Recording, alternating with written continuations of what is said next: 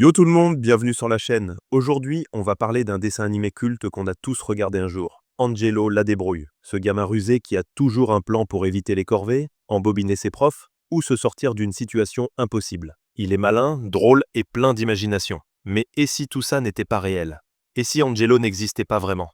Et si ce qu'on voyait dans la série n'était pas sa vie, mais le monde qu'il s'invente dans sa tête pour fuir une réalité bien plus triste? Cette théorie est l'une des plus folles du web. Et après cette vidéo, tu ne regarderas plus Angelo de la même manière. Abonne-toi à la chaîne et active la cloche, parce qu'ici, on explore tous les secrets cachés de nos dessins animés préférés. Angelo la débrouille, ou Angelo Rules en anglais, est une série franco-britannique produite par Tim Théo et Cake Entertainment, diffusée depuis 2010 sur France 3, Télétoon Plus et Cartoon Network. La série est basée sur les livres Comment faire enrager de Sylvie de Mathuisiol et Sébastien Diologen. Angelo est un garçon de 11 ans, débrouillard et stratège. Il vit avec ses parents et son petit frère Peter, un enfant souvent naïf et collant. Ses meilleurs amis sont Sherwood, le génie de la bande, et Lola, son alliée pleine d'énergie. Ensemble, ils montent des plans pour contourner les règles de la vie quotidienne. À première vue, c'est un cartoon humoristique sur l'imagination. Mais plusieurs détails montrent que ce monde pourrait être imaginaire. La théorie la plus connue chez les fans, notamment sur les forums de discussion, c'est qu'Angelo vit dans un monde qu'il a inventé. Tout ce qu'on voit serait une reconstruction mentale, un univers qu'il contrôle entièrement. Pourquoi? Parce que tout tourne autour de lui. Chaque épisode met Angelo au centre. Tout réussit, rien de grave n'arrive jamais, et les adultes sont souvent ridicules. C'est typique d'un monde imaginaire façonné par un enfant qui cherche à reprendre le contrôle de sa vie. Chaque épisode suit le même schéma. Angelo imagine un plan complexe, il calcule tout, anticipe tout et finit par réussir. Mais soyons honnêtes, quel enfant de 11 ans pourrait prévoir autant de détails? Cette perfection n'est pas réaliste. Elle rappelle plutôt la logique des rêves, où tout semble cohérent même quand rien ne l'est vraiment. Dans sa tête, Angelo est un génie de la stratégie, un petit chef d'orchestre du quotidien. Dans la vraie vie, c'est probablement sa façon d'échapper à une existence qu'il ne maîtrise pas.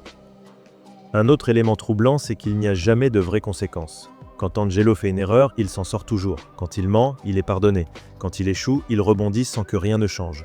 Tout revient toujours à la normale à la fin de l'épisode. Ce genre de structure est typique d'un univers mental figé, un monde où rien de grave ne peut arriver. Psychologiquement, c'est ce qu'on appelle une réalité de compensation, une fiction intérieure que l'esprit crée pour éviter la souffrance ou la peur. La série est conçue pour être une bulle légère, sans tension ni conséquences réelles, ce qui renforce l'idée que tout est sous contrôle d'Angelo. Regardons les amis d'Angelo, Sherwood et Lola. On ne sait rien de leur famille ni de leur passé. Ils n'existent que lorsqu'Angelo élabore un plan. Et si ces deux amis n'étaient pas réels? Et s'ils représentaient des parties de lui-même? Sherwood serait la logique et la raison d'Angelo, tandis que Lola symboliserait la créativité et la liberté. Autrement dit, ces deux amis seraient des facettes de sa personnalité. Il ne leur parle pas vraiment, il se parle à lui-même à travers eux. Angelo a toujours 11 ans, quelle que soit la saison. Son école, sa maison, ses amis, tout reste identique. Le temps ne s'écoule jamais. Cette stagnation renforce l'idée que la série se déroule dans une bulle mentale. Dans un rêve, rien ne change. Dans l'imagination d'un enfant, tout reste figé pour ne jamais grandir, ne jamais affronter la réalité. Même dans la fiche officielle de production, l'âge d'Angelo n'a jamais évolué en 10 ans d'existence du show. Un des éléments les plus symboliques de la série, c'est la narration. Angelo commente tout, explique ses plans, nous parle directement à travers la caméra. Mais si cette voix off n'était pas destinée à nous, les spectateurs, et si Angelo se parlait à lui-même? Ce monologue constant peut être interprété comme une voix intérieure, une manière pour lui de se rassurer et de donner du sens à son monde. Ce n'est pas une conversation avec le public, c'est une réflexion interne. Un autre point troublant, c'est qu'Angelo ne montre jamais d'émotions fortes. Pas de vraie tristesse, pas de peur, pas de colère profonde. Quand une situation devient sérieuse, il dédramatise, plaisante ou passe à un nouveau plan. C'est une manière de fuir l'émotion, un mécanisme psychologique très réel. Il préfère tout transformer en jeu plutôt que de ressentir la douleur. La série adopte un ton optimiste à tout prix, même dans les situations qui devraient provoquer une réaction émotionnelle. Mais cette théorie ne veut pas dire qu'Angelo est fou. Au contraire, c'est une métaphore de l'enfance. Tous les enfants s'inventent des histoires pour affronter la réalité. Angelo représente cette capacité à créer, à inventer des plans pour garder le contrôle. Son monde imaginaire est sa manière de survivre dans un monde d'adultes qu'il ne comprend pas. Angelo la débrouille, c'est la version moderne de l'imagination enfantine.